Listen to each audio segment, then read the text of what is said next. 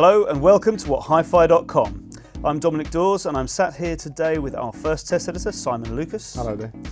And our staff writer, Mr. Tom Parsons. Hello. And we're here today to talk about the April issue of What Hi-Fi Sound and Vision, which is available now.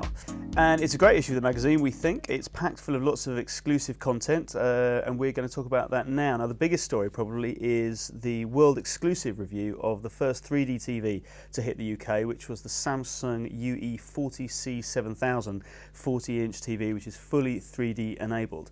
And a bit of a start it is too, Simon. Yeah, that's right. I think we thought from the off that it's an £1,800 television, which isn't unheard of for a 40-inch screen, but it's still not cheap. And if the Samsung had to work as a regular television in terms of the way it receives TV and the way it displays your Blu-rays and DVDs and things off your game console, and then we could consider its 3D ability and then make a decision on it. And happily enough, the Samsung's a great performer across the board. We're kind of primed for this with their recent TV efforts. But it's got a Freeview HD tuner, which is good news. Receives good pictures from analog or digital TV, looks good with Blu-ray, upscales DVD well. Sounds better than a lot of Samsung flat screens have. And it's no great shakes, but it is at least competitive now, because previously they did sound a bit ropey sometimes. Yes. And then, so having satisfied ourselves that it's well worth it as a regular TV, we put our glasses on and watched the 3D content that we've got at the moment, which isn't a lot. And it's very, very impressive. It's undeniably three-dimensional. You've got actual, authentic depth of field now to discuss. And for what we've seen of 3D, I think we're anxious to see some more now. Yes, yeah. Absolutely. I mean, there is a lack of content at the moment, but as you say, it's a TV that would have done very well for its performance, even without 3D. And well, so that's right. With that added, it's a really excellent. Well, it's a star. I mean, it's not quite often the first out of the traps, the sort of the first people to market with a product. There are kind of breaking new ground for everybody else a little bit quite often. But Samsung has got this right from the get-go now, and has set, seems to us anyway, a fairly high benchmark for these things now. So 3D TV has got off to a good start, which is obviously excellent news for the industry and for the consumer. Now, of course, that's not the only thing in the issue that is brand new. We also have, of course, the very first Freeview HD set-top box, bringing for the first time high-def broadcast into the living room without any need for either a subscription or a satellite dish. Indeed, yeah, and it's another really good one. It's a really great start. I mean, it's a Humax box, the T2. It's under 200 quid. It doesn't do recording, but at that price, that's not really a really bad thing. And it's really nicely set out, really nice menus.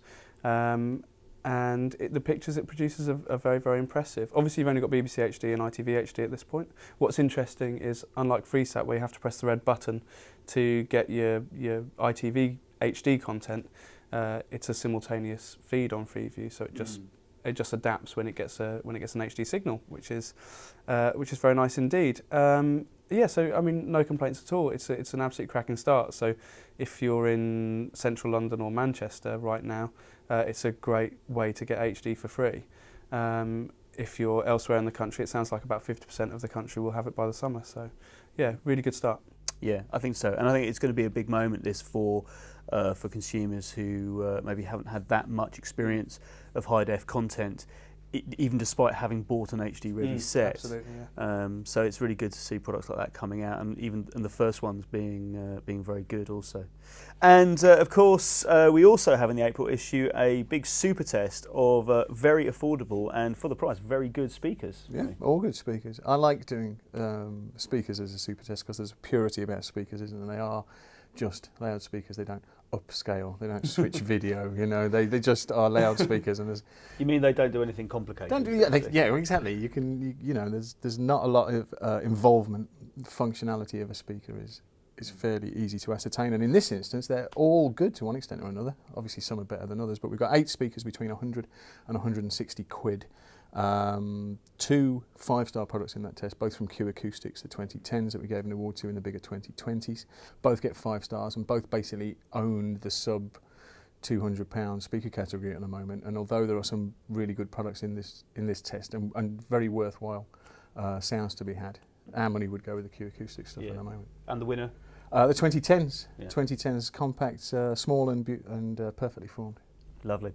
And of course, the other thing which we must quickly mention is a very interesting test, a roundup of both video streaming devices and a product that you'd likely use in combination with one, which is a NAS device, a network attached storage device. Yeah, I think it's nice to look at these as a partnership. You've got your device for the lounge that plays your music and your videos through the telly and the hi-fi, but also the device for storage that you can keep elsewhere, somewhere near your router, in your office or whatever.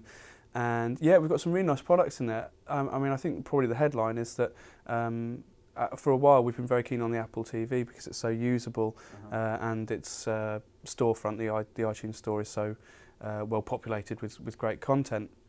I think the headline is that LaCie has come out with a sort of PC-based alternative that's genuinely very, very good. Sounds very decent, very good pictures, and it doesn't have the store or anything, but it's great for people who aren't iTunes users. Yeah. And storage options, you can get something for £190 with a terabyte of storage and media sharing, or you can go right up to a sort of 4 hard disk RAID array with the HP, which is also very, very good indeed. So yeah, really good ways to sort of go full on with digital media. Yeah, great. So there you have it. So it's a great test, that, and obviously good news that there is a really good PC-based alternative to the Apple TV. And I think what we're seeing there maybe is the early stages of very much the multimedia system for the 21st century. So yes, the April issue of What Hi-Fi Sound-O-Vision. If you haven't bought it already, go out and do so right now. And we'll be back next month with another vidcast right here on whathifi.com.